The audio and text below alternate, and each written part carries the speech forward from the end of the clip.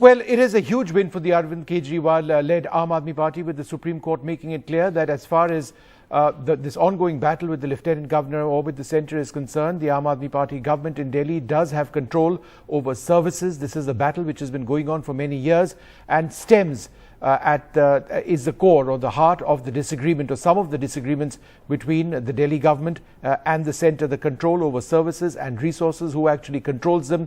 For citizens on the ground in Delhi, it's often meant a great deal of confusion which agency actually deals with basic issues, whether it is looking after streets, whether it is looking after transport, whether it is actually looking after governance in so many ways in the national capital. Well, joining us now on this day, it's a very significant day for the Aam Aadmi Party, Raghav Chadha, the Aam Aadmi Party MP. Thanks, Raghav, very much for being with us. Let's look at the larger issue first, based on what the Supreme Court has said, which I think is this: in a democratic form of governance, the real power of administration must rest on the elected arm of the government. How does this observation strengthen not just the Delhi government, but our federal polity and the basic structure of our democracy? Well, Vishnu, first of all, this is a landmark judgment. It's a historic judgment. And we at the Aam Aadmi Party wholeheartedly welcome this. We salute the Supreme Court for this big victory of Delhi, for this big victory of democracy. And I think it is a victory of Arvind Kejriwal and Aam Aadmi Party's perseverance for the last 8 years.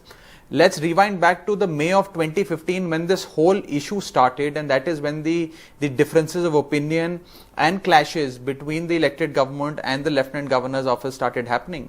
It was in the month of May 2015 that a notification was issued by the central government taking away the services, that is the administrative power of Delhi, an administrative control over the officers of Delhi, and gave this power and this control to the Lieutenant Governor.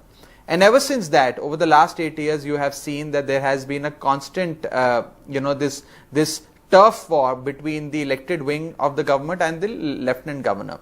Today, the Supreme Court, in no uncertain terms, in an unequivocal manner, in a unanimous judgment, 5-0, has said that it is the elected government of Delhi that has complete control over the administrative machinery, has control over the officers, the transfer posting of the officers, the disciplinary proceedings against the officers, and the accountability of the officers is towards the elected government and not the Lieutenant Governor. And I think that is at the core of India's democracy.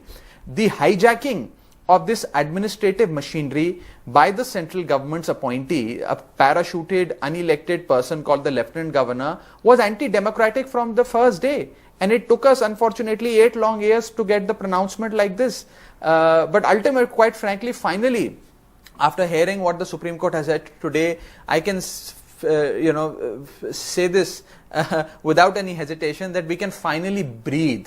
We feel that finally it's the people of Delhi and the elected representatives of Delhi that have won, and the BJP has lost. It's a big lesson for BJP also, Vishnu, that they should not try and disturb this fine balance of power that the constitution has provided between the centre and the states, and also a lesson for them to understand that this regular sort of fetish to undermine elected governments is neither good for democracy nor good for the BJP's own politics, and that is what the Supreme Court has said today.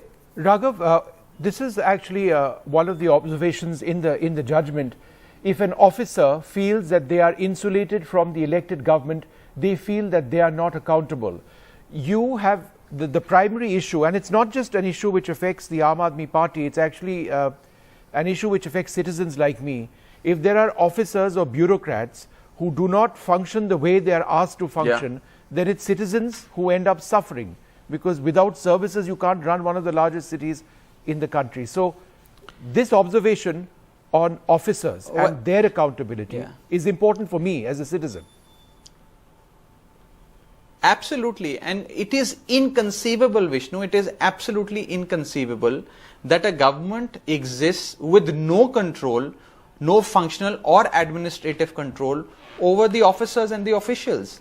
I mean, a government cannot perform like this. A government or the set of ministers from the Chief Minister and his Council of Ministers function through these officers and the bureaucratic machinery. if these bureaucratic machinery is taken away from the elected government and they are told that, look, these people, the elected government will not, just cannot act against you. They can neither transfer you nor post you in a department, also cannot initiate disciplinary proceedings against you. You are not answerable to them and we are insulating you from these people. The machinery will stop responding to the ministers and the Council of Ministers, and this essentially means that the democratic set of functioning or the constitutional scheme of governance in Delhi had to come to a grinding halt.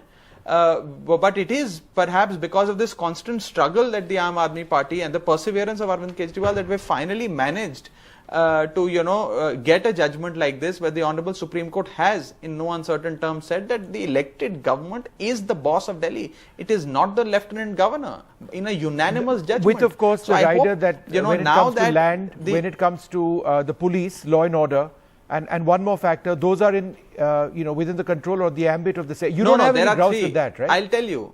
Well, no, absolutely not. You see, when the Assembly of Delhi was constituted by virtue of insertion of Article 239AA in the Indian Constitution, it was envisaged that Delhi is going to be a union territory with a legislature. Yes. A unique kind of a setup. That means all powers will be with the government of Delhi except three. That is entry 1, 2 and 18. Land, law and order and police. We have never quarreled or argued on this from day one. We have only said that barring these three subjects, that is entry 1, 2 and 18, that is land, law and order and police, everything else, including transfer posting of bureaucrats, including administrative and functional control over the bureaucratic machinery, has to be with the elected government. But it is in May 2015 that even this was snatched away from us by virtue of a notification. And you know, in pre-Aam Aadmi Party days, when Mrs. Sheila Dikshit's government used to be running the administration in Delhi, they always had administrative and functional control over the bureaucratic machinery. They had no issues with that. It is only perhaps because of this, right, because of the change in regime at the center, with BJP coming into power in the year 2014 with a thumping majority, that they snatched this power from us, and it was perhaps more to do with politics. But let's hope, Raghav, at the end of the day, the battles that we see between the Aam Aadmi Party and the centre actually go away for citizens. That is important, but this is an important clarification and order now by the Supreme Court of India.